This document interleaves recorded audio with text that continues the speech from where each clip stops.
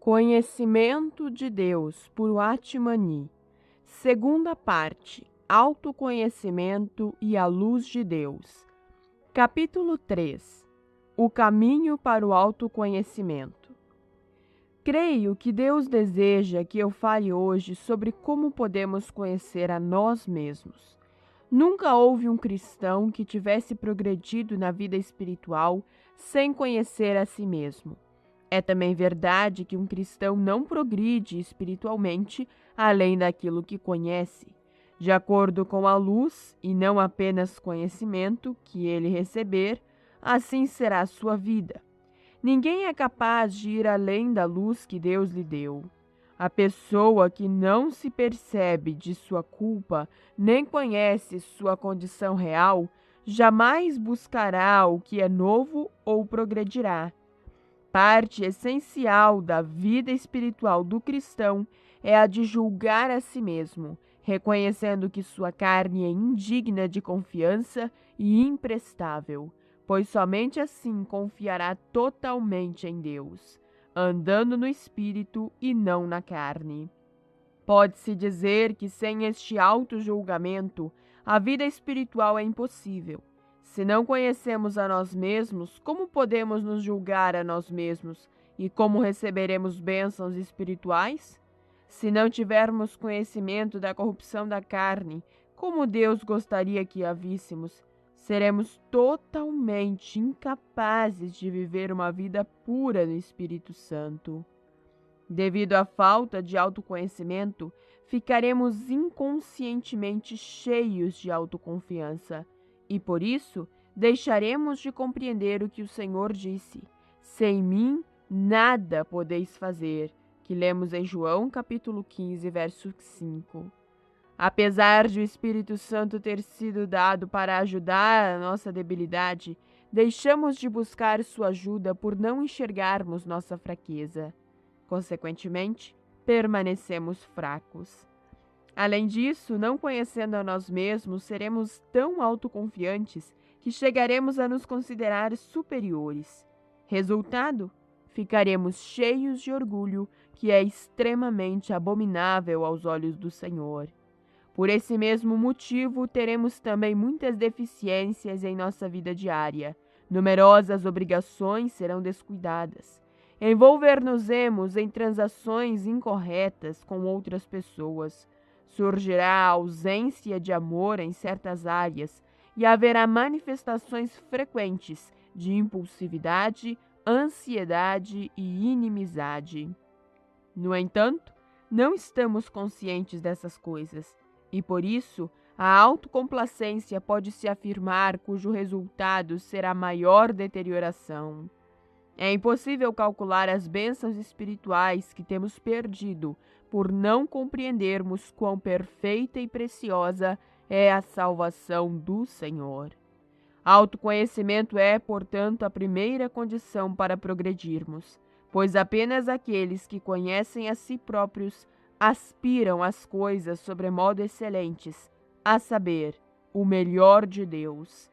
Aqueles que não conhecem a si mesmos não recebem a plenitude do Espírito Santo, pois em seus corações não sentem fome nem sede. Concluímos, portanto, que o autoconhecimento é absolutamente imperativo. Avancemos para responder uma pergunta. Vem o autoconhecimento da introspecção? De que maneira as pessoas vêm a conhecer seus próprios defeitos? Usam o método da introspecção. Tentam examinar sua própria conduta, relembrando o passado. Elas verdadeiramente voltam-se para dentro de si mesmas, para esquadrinhar os intentos de seu coração e seu comportamento exterior. Introspecção é o que as pessoas comumente chamam de exame de seu próprio coração. Sem fazerem isto, não têm como conhecer a si mesmas.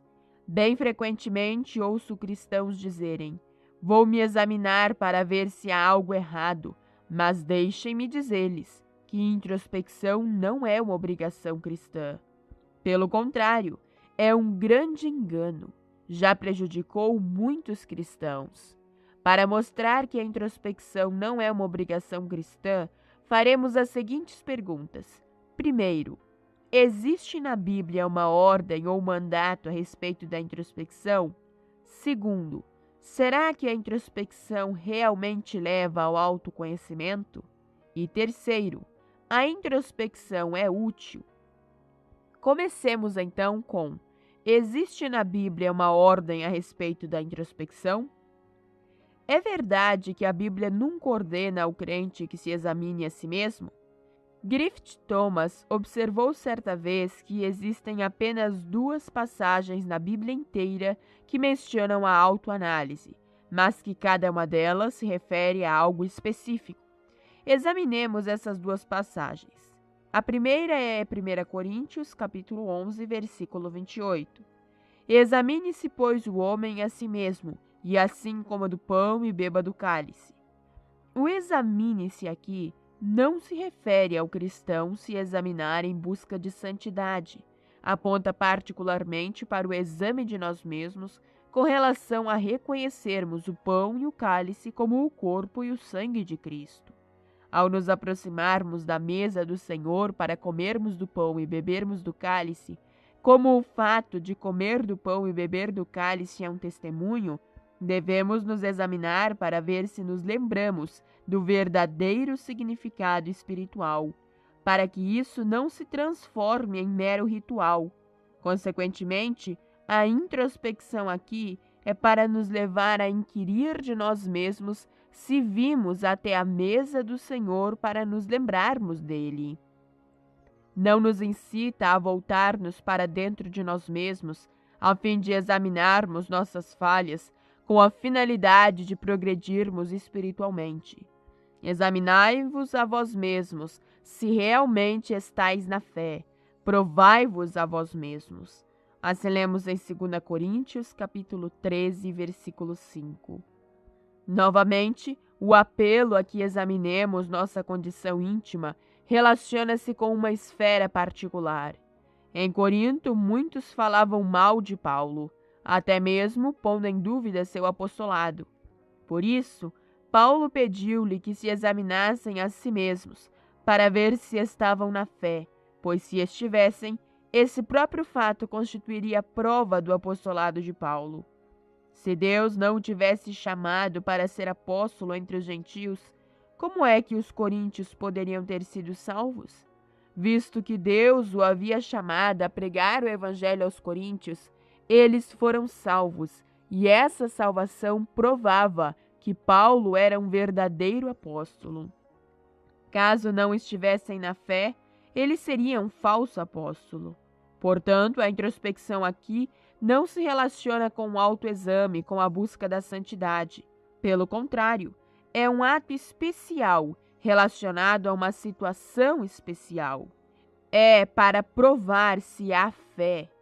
Bem, reconhecendo que essas 2 passagens tratam somente do exame dos assuntos particulares, atrevemo-nos a concluir que a Bíblia não ordena aos cristãos que sejam introspectivos.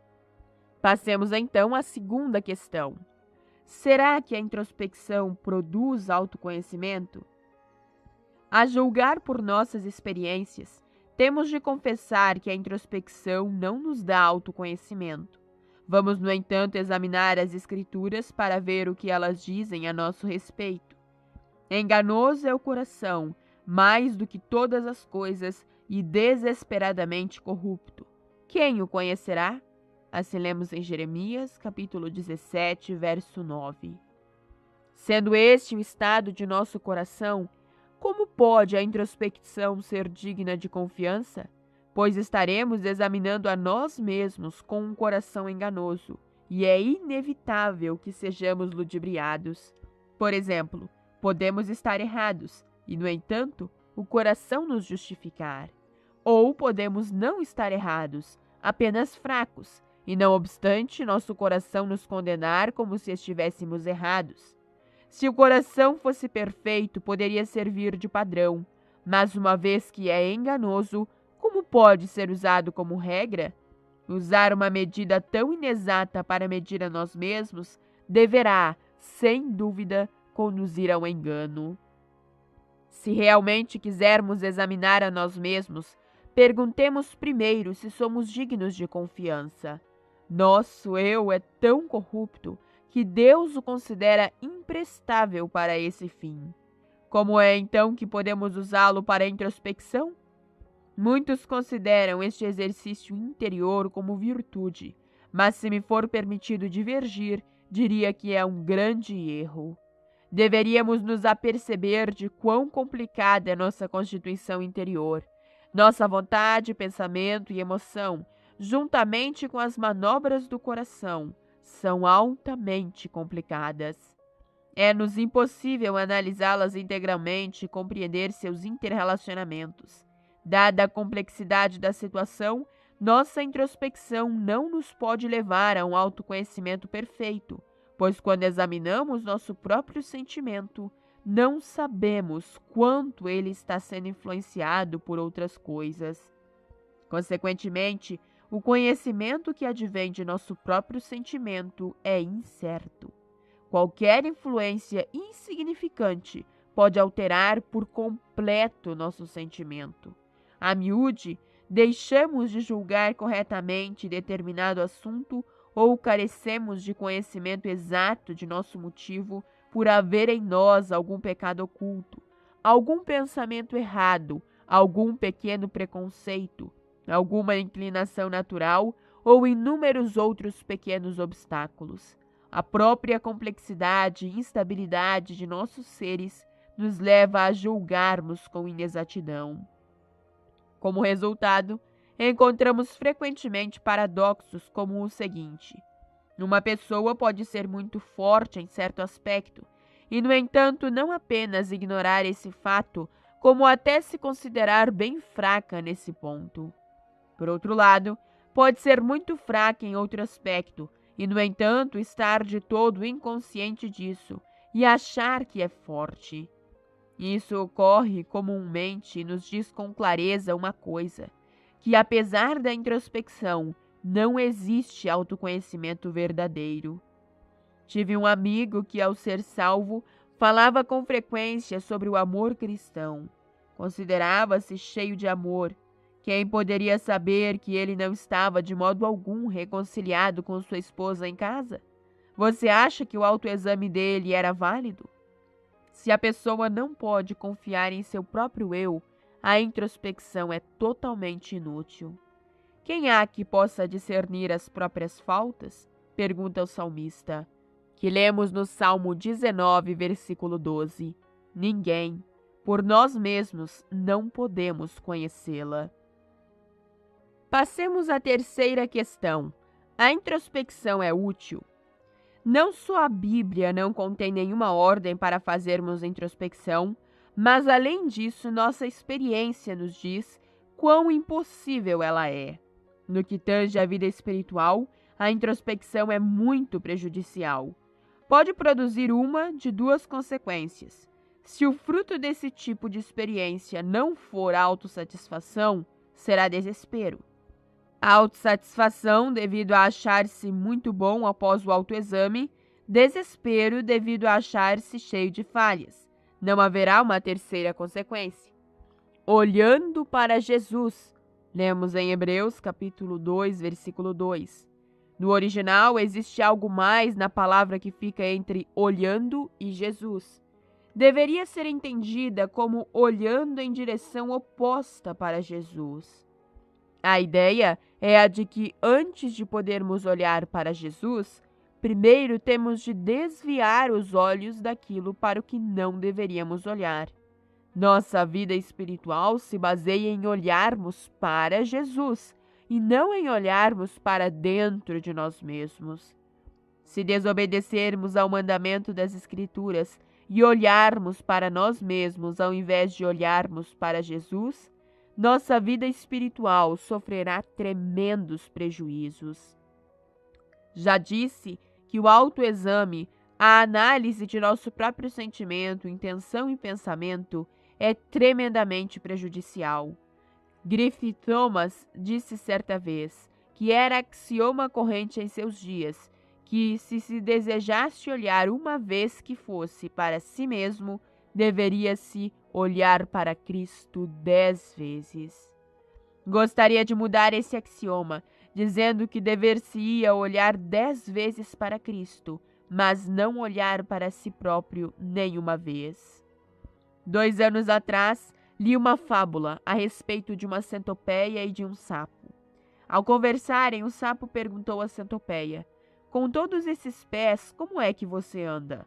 Quando anda, qual dos 100 pés se movimenta primeiro?" Então a centopeia tentou descobrir qual pé se movia primeiro. Por mais que tentasse, não conseguia mover nenhum de seus pés. Ficou tão chateada que declarou: "Não me importo, já estou indo." No entanto, antes que pudesse sair do lugar, pôs-se novamente a pensar qual pé se moveria primeiro. Ficou assim completamente paralisada. Algum tempo mais tarde, um raio de sol brilhou através da nuvem. Ao ver a luz, seu coração ficou tão maravilhado que correu em sua direção. Desaparece sua preocupação com a ordem em que seus pés se moviam. Ela estava verdadeiramente indo para frente. Esta fábula pode servir de espelho para a nossa vida cristã. Toda vez que nos voltamos para nós mesmos, ficamos imobilizados e não conseguimos progredir. Mas se olharmos para a luz de Deus, progrediremos inconscientemente. Há alguns anos, li um artigo intitulado "O que é o eu?". O escritor declarava que eu nada mais é do que nos lembrarmos de nós mesmos e aí nos demorarmos. O que o autor disse é muito profundo e também muito prático. Toda vez que pensamos em nós mesmos, tornamo-nos ativos em nós mesmos, pois sabemos que a alma tem consciência de si mesma. Após o reavivamento de Gales de 1904 e 1905, um professor visitou Evans Robert, o reavivalista. Passaram um dia inteiro juntos e conversando sobre muitas coisas. Mais tarde, ele escreveu um artigo falando da impressão que teve do Sr. Roberts. Concluiu que Evans Roberts era um homem totalmente esquecido de si mesmo. Nosso erro está em pensarmos muito sobre nós mesmos. Lembramo-nos de nossas virtudes ou de nossas derrotas, as quais impedem que Cristo seja plenamente manifesto em nossas vidas. O caminho para a vitória está não em nós autoanalisarmos incessantemente, mas em olharmos para Jesus. Não em relembrarmos o pensamento mau, mas em relembrarmos o pensamento bom. Não em nos livrarmos daquilo que é nosso, mas em deixarmos Cristo nos encher de tal maneira que esquecemos tudo o que é nosso. No momento que lembrarmos de nós mesmos, paramos de progredir. A Bíblia não nos exorta a refletir sobre o que somos, antes nos convoca a correr, olhando para Jesus. Se nos voltarmos para nós mesmos, ficaremos perdidos no nevoeiro. Se olharmos para Jesus, sem dúvida alguma correremos bem. Quando comecei a aprender a andar de bicicleta, muitas vezes batia nas paredes e machucava as mãos diariamente. Por isso, pedi a um colega de escola que já sabia andar de bicicleta que me ensinasse. Meu hábito tinha sido de andar com os olhos sempre fixados no guidão. Eu supunha que se as mãos estivessem mais firmes, eu conseguiria andar em linha mais reta. O que me intrigava é que quanto mais eu olhava para o guidão, mais tremiam minhas mãos e mais torto a bicicleta andava. Meu colega me disse onde estava o problema. Eu olhava para o guidão da bicicleta, ao invés de olhar para a estrada. Isso explicava por que andava torto e por que a bicicleta estava sempre batendo nas paredes. Se eu quisesse andar em linha reta, sem raspar nas paredes, meus olhos teriam de estar sempre olhando para a estrada diante de mim. Não é assim também com nossa vida? Ao volvermos o olhar para nós mesmos, indubitavelmente seremos derrotados. Devemos sempre olhar para frente. O fracasso de muitos cristãos pode ser atribuído à introspecção. Mesmo que não haja outro prejuízo, o autoexame, no mínimo, atrasa o progresso. Muitos cristãos têm o hábito de rever os acontecimentos do dia no seu final. Tal introspecção é enganosa. Paulo não leva as críticas em consideração. Ele nem mesmo se julga. Portanto, nada julgueis antes de tempo, até que venha o Senhor, o qual não somente trará à plena luz as coisas ocultas das trevas, mas também manifestará os desígnios dos corações, e então cada um receberá o seu louvor da parte de Deus. Lemos assim em 1 Coríntios, capítulo 4, versículo 5. Paulo sabe que somente quando a luz do Senhor brilha é que o crente consegue discernir o que é certo e o que é errado. Se um cristão se puser a considerar-se repetidas vezes, certamente será derrotado. Ao pensar sobre sua virtude, ficará orgulhoso e se considerará mais excelente que seus contemporâneos. E quando vir seus defeitos, ficará abatido e deprimido além da conta. Mas o conhecimento do eu, que vem através da iluminação divina, não produzirá esses efeitos adversos. Observemos, pois, a maneira certa. Bem, com o que ficou dito acima, não queremos sugerir que podemos viver despreocupadamente, não inquirindo quanto ao que está certo e o que está errado em nossa conduta, nem sondando a pureza ou impureza de nossos motivos. Achamos simplesmente que a Bíblia não nos convoca a sermos introspectivos, apesar de certamente não fazer objeção ao autoconhecimento. Ficar sempre lembrando de nós mesmos é prejudicial, mas relaxar ao nosso próprio respeito é mais prejudicial ainda. Deus nunca nos permite a licenciosidade. Apesar de Ele não desejar que nos entreguemos à autoanálise, Ele deseja que conheçamos a nós mesmos. Pois quando o Espírito Santo vier, convencerá o mundo do pecado. Veja João, capítulo 16, verso 8. O que a Bíblia ensina é que não devemos buscar a santidade através da introspecção. E, no entanto, o ensinamento bíblico não nos dissuade de buscarmos a santidade. A palavra se opõe à ideia de autoconhecimento através da introspecção, mas é a favor do autoconhecimento. Erram os homens por considerarem a autoanálise e o autoconhecimento como sendo inseparáveis, e, portanto, concluem que rejeitar a autoanálise significa rejeitar o autoconhecimento. Não sabem que o autoconhecimento é necessário, só que não deve ser adquirido através da introspecção. O objetivo está certo, mas o método tem de ser mudado. Visto que a Bíblia não advoga a introspecção, como podemos obter autoconhecimento? Leiamos duas passagens dos Salmos. Examina-me, Senhor, e prova-me. Sonda-me o coração e os pensamentos. O Salmo 26, versículo 2.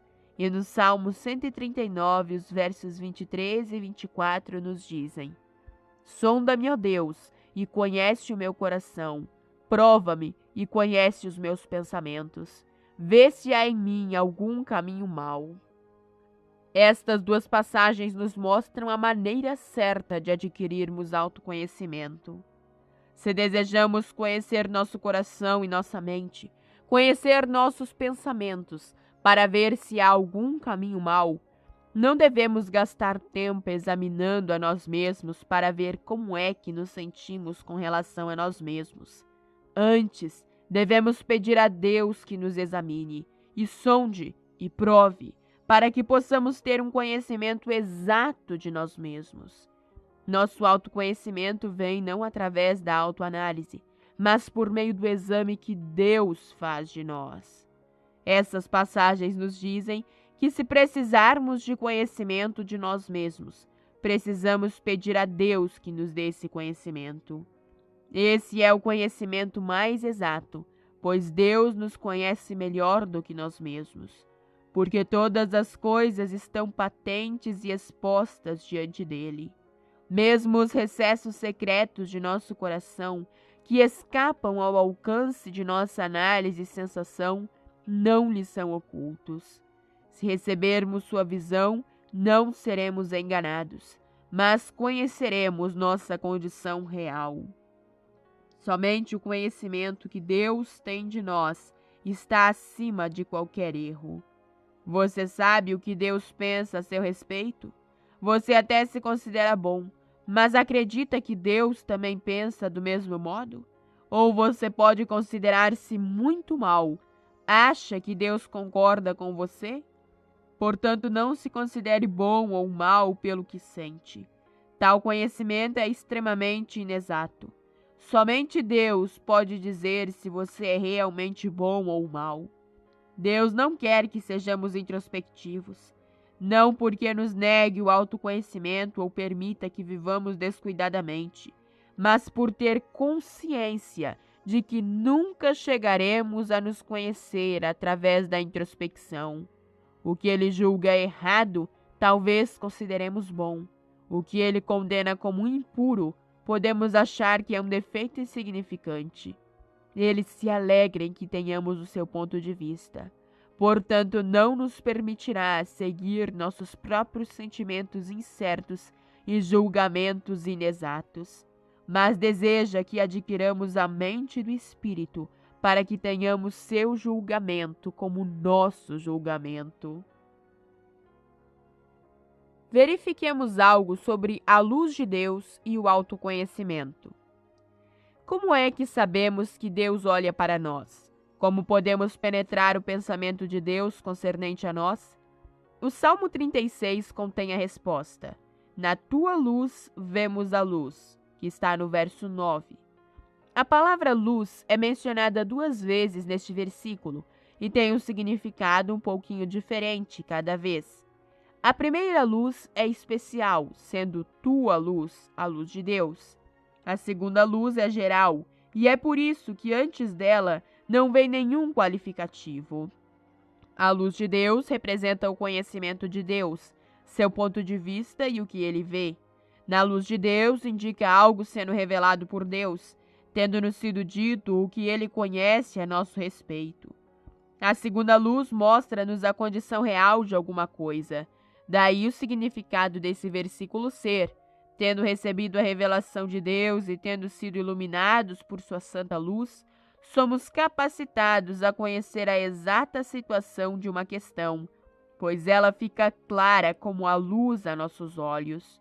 Por nossa própria luz nunca seremos capazes de ver a luz. Somente na luz divina poderemos ver a luz. Efésios capítulo 5, versículo 13, fala muito claramente sobre o uso da luz. Mas todas as coisas, quando reprovadas pela luz, se tornam manifestas, porque tudo que se manifesta é luz. A luz é usada para manifestar.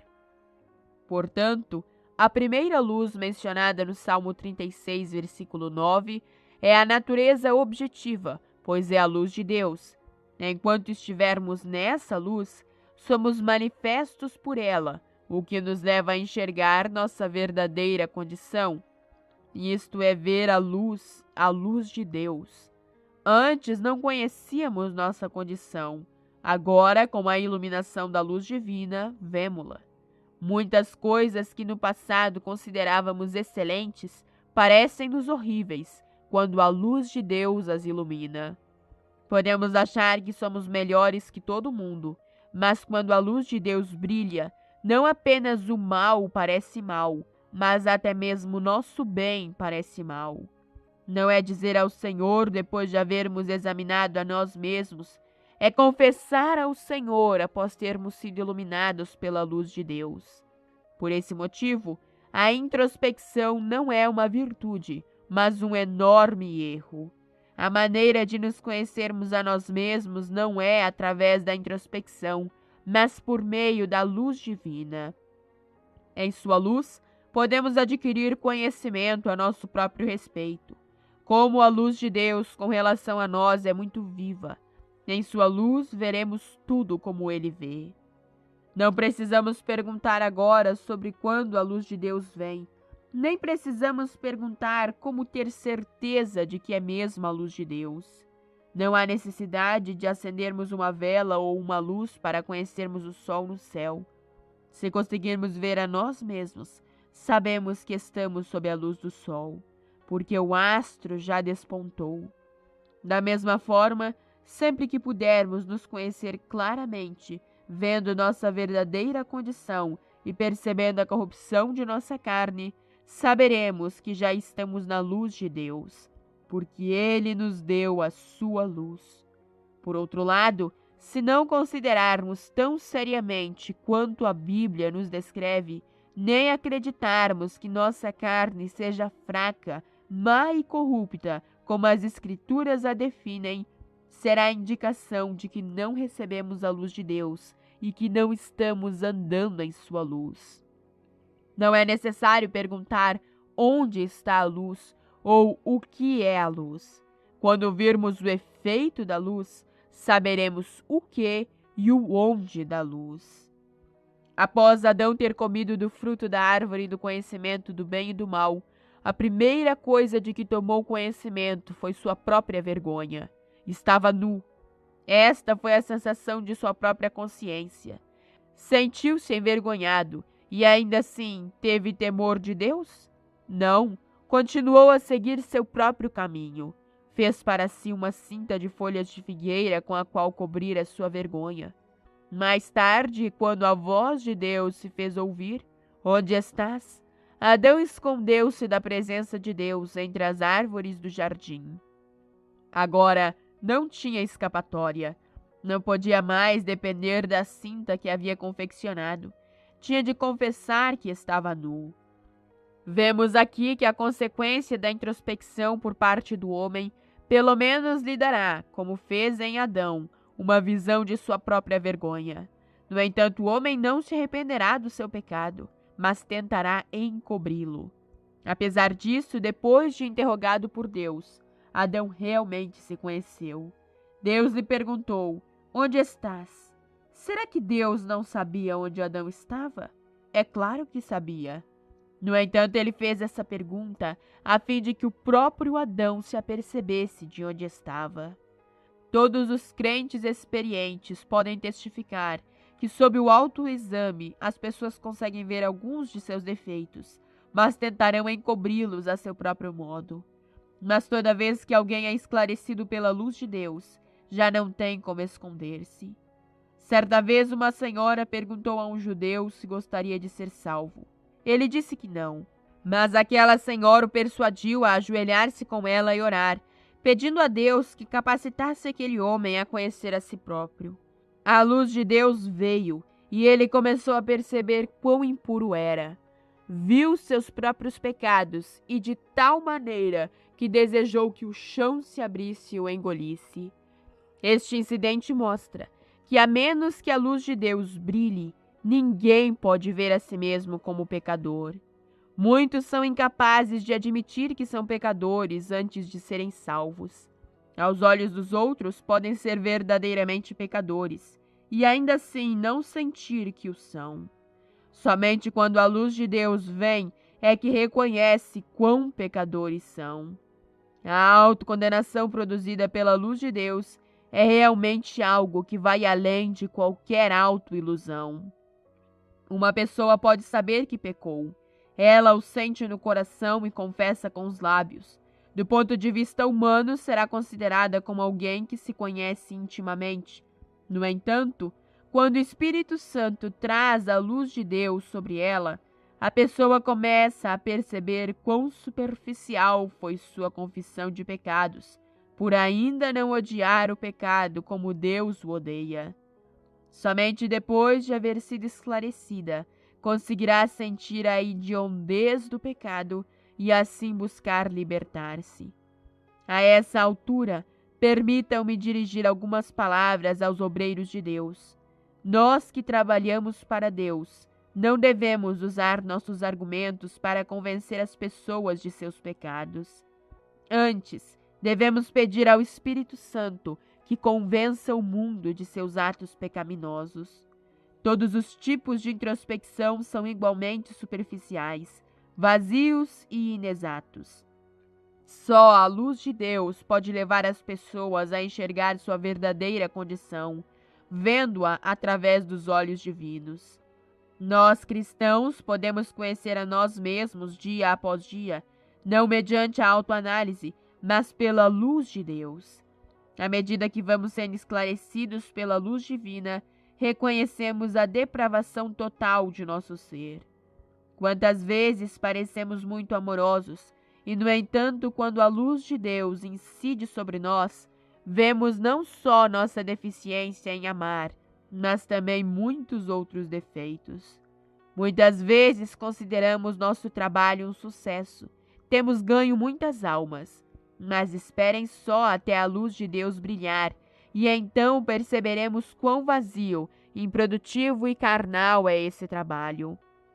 Pensamos que estamos seguindo a vontade de Deus com singeleza de coração e que nada desejamos para nós mesmos. E, no entanto, quando a luz de Deus brilha, descobrimos quanto da vontade de Deus deixamos de obedecer. Perguntei certa vez a uma irmã em Cristo sobre sua experiência em fazer a vontade do Senhor. Ela respondeu: toda vez que Deus demora para me dizer a sua vontade, concluo que deve haver ainda em meu coração um motivo impróprio ou uma falta de disposição para fazer a sua vontade. Cheguei a esta conclusão depois de muitas experiências. Toda vez que buscamos a vontade divina e não recebemos resposta, devemos pedir a Deus que nos examine para ver se não há falta de disposição de nossa parte. Ao brilhar a luz de Deus, veremos nossa situação íntima. Você acha que não existe em sua vida a mínima desobediência? Se acha, tem se enganado. Toda vez que lavamos o rosto, tentamos descobrir através da introspecção se há nele tinta branca ou uma mancha negra ou qualquer sujeira. Não usamos um espelho que reflita para nós o que quer que se encontre em nosso rosto. Para vermos a nós mesmos, precisamos pedir a Deus que nos esclareça com sua luz, ao invés de examinarmos a nós mesmos. Reconhecemos frequentemente que nosso motivo é perfeito, mas a luz de Deus mostra quão egoístas, calculistas e injustos somos. Sem a luz de Deus, muitas vezes consideramos nossa vida como sendo passável. No entanto, em sua luz, descobrimos quão incapazes somos.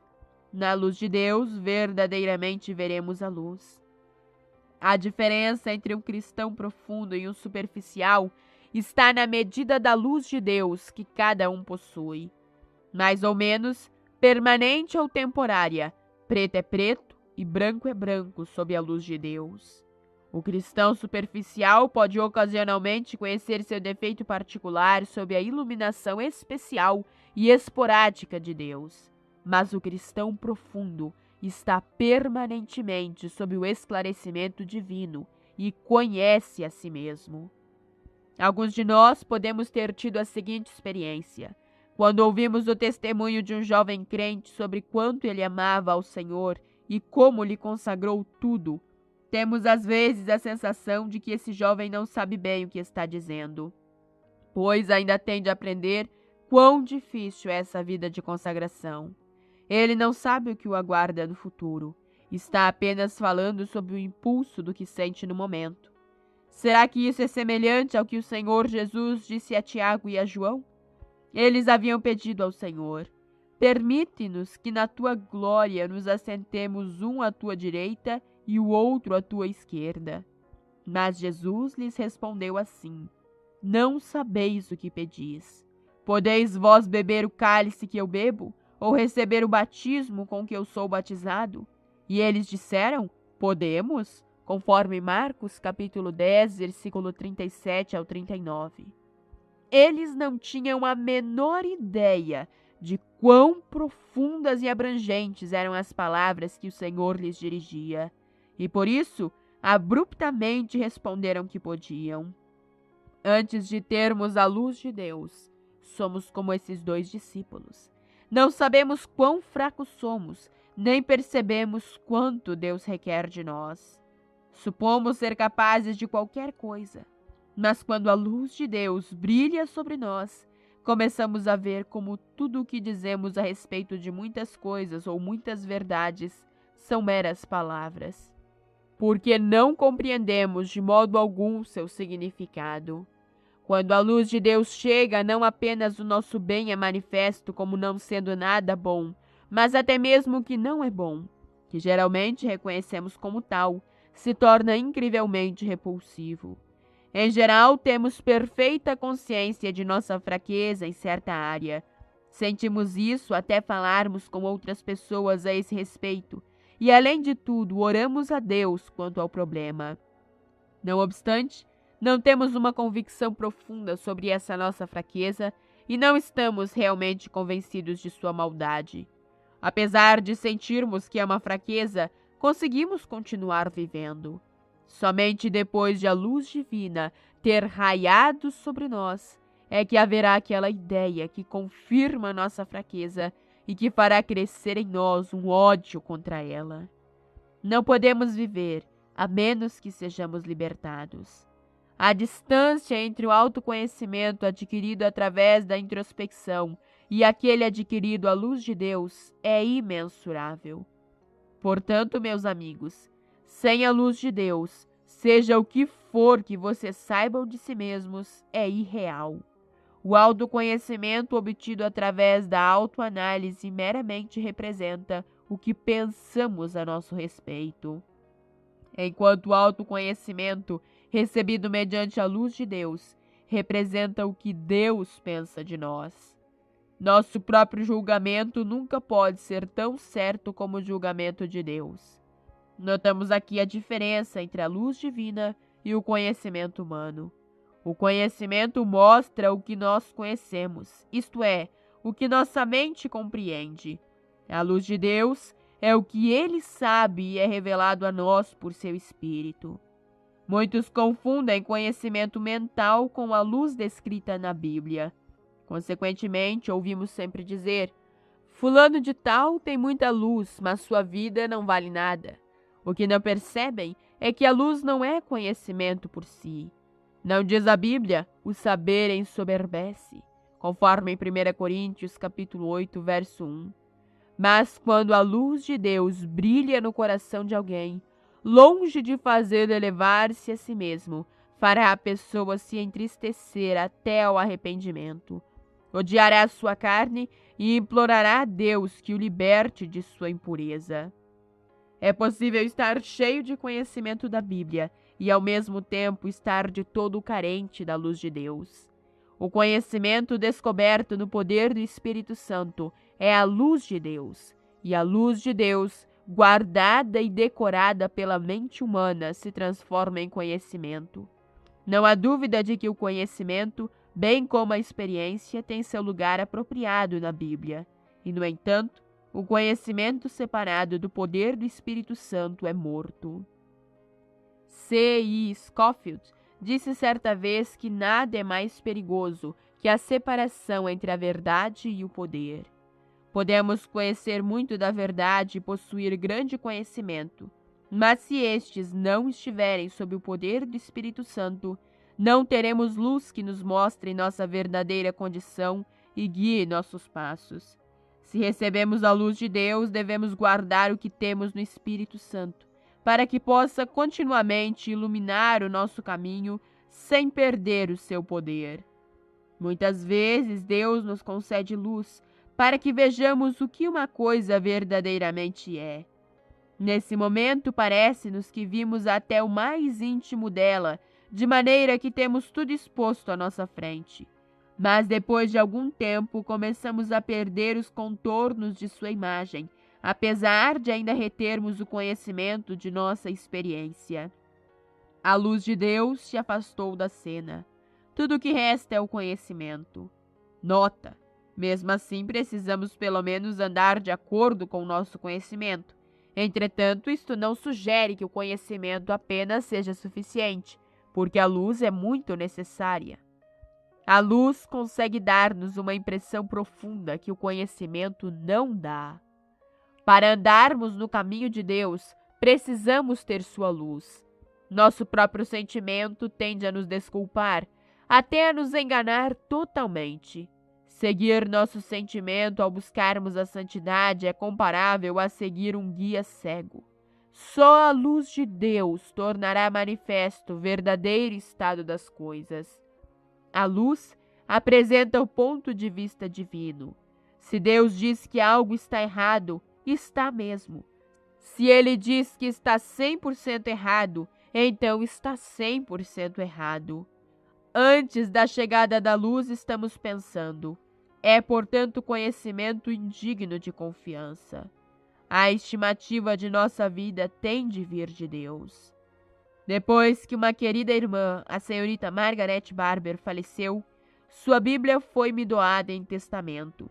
Em um lugar de sua Bíblia estava escrito o seguinte: Ó Deus, concede-me uma completa e irrestrita revelação de meu próprio eu.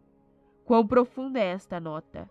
A miúde, encontramo-nos injustificadamente satisfeito com nós mesmos, porque nada temos visto, não reconhecendo que o pensamento de Deus é mais alto que o nosso. A menos que possuamos seu ponto de vista, estamos simplesmente enganando a nós mesmos. Precisamos ousar ser esclarecidos por Deus através de uma revelação de nosso verdadeiro estado. A não ser pela luz de Deus, não temos meios de conhecer a nós mesmos.